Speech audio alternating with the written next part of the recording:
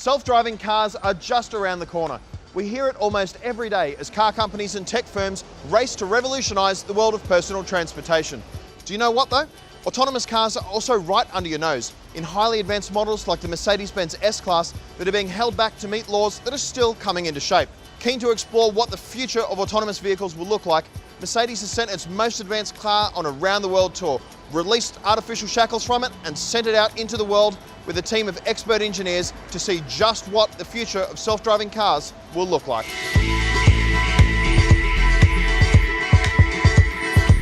Mercedes Intelligent World Drive has two objectives.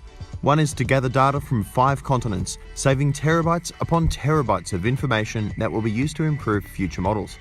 The second is to improve public understanding by allowing outsiders like me to have a closer look at their activities.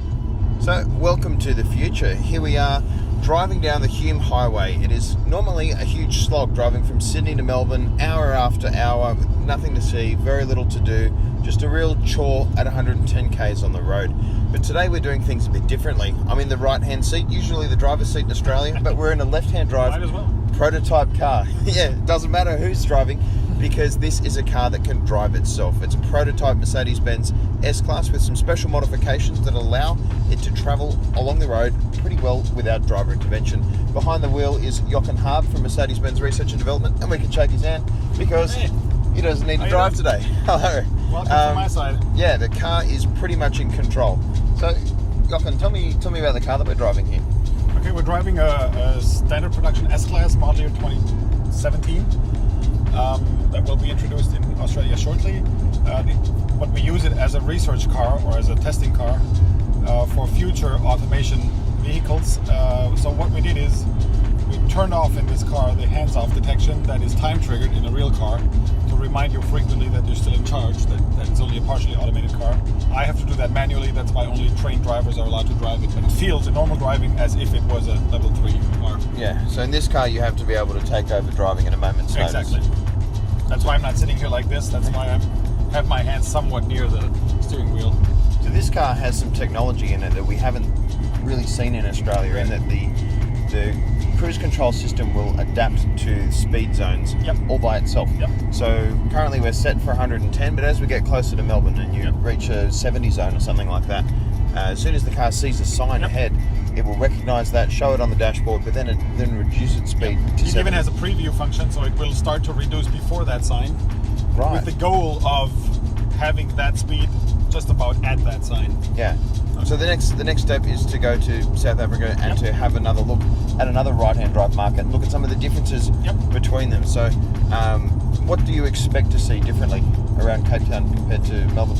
Again, looking at a freeway basis, probably we see the pedestrian issue.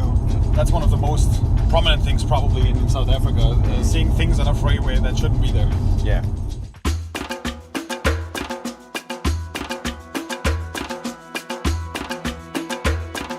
So here we are in South Africa, on the other side of the world, to see how this technology handles a completely different driving environment. So Jochen, this car now has been to Germany, it's been to China, Australia, and now it's in South Africa, another right-hand drive market, but somewhere that's very different to Australian roads. What sort of differences have you experienced in trying to teach this car how to behave? Well, we have very different road markings here in South Africa, some very specific ones. We have zigzag lines, we have red lines, we have mixed lines that are double solid and then broken in the middle. So very different environment. A lot of people on roads, all types of roads. And of course we just had sand being blown across the road. So we had no road markings and no distinct edges or anything at all. So very challenging for the car, as a matter of fact. With the big differences that you have in between these countries, does that mean markets like this, like South Africa, will be slower to receive this sort of technology than, say, Germany?